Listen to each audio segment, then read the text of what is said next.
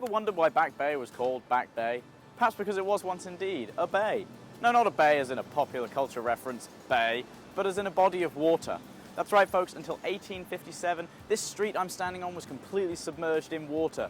That was until they decided to fill this area with dirt and love and raise it out of the damp squalor that it once was. Do these streets look familiar to you? Have you been to France? Well, maybe that's why.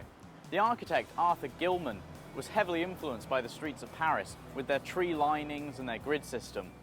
And speaking of influences, some of my greatest influences are tall buildings for their strength and their grandeur. So let's take a look at some of my greatest inspirations, starting with this church.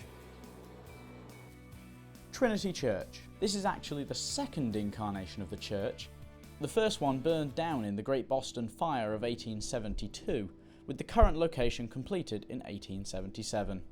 And directly across the street is the Boston Public Library, everyone's favourite place to read and write and wonder. The library is home to over 23.7 million materials, including early editions of Shakespeare and John Adams manuscripts. This is Hancock Place, which at 60 floors is the tallest building in Boston. But it didn't always have this distinguished title. In the 1970s, it was better known as the Plywood Palace, as many of the windows were replaced with plywood after glass kept falling out in the wake of the building's construction. While the Hancock is an undeniably beautiful piece of architecture, let's go take a look at my absolute favourite inspiration in Boston, the Skywalk.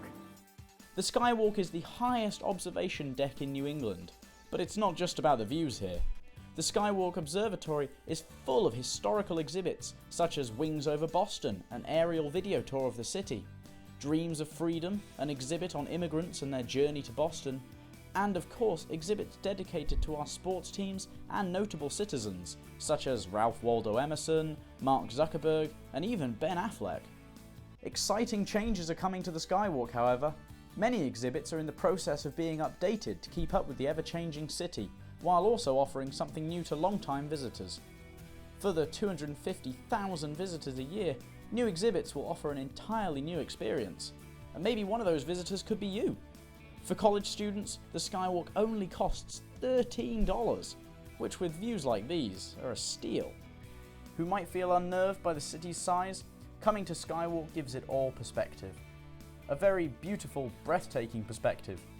Do you understand now why this is my greatest inspiration? Do you? Okay, good. So inspiring. I guess maybe Back Bay really is my Back Bay. And that can never be old news. Thank you.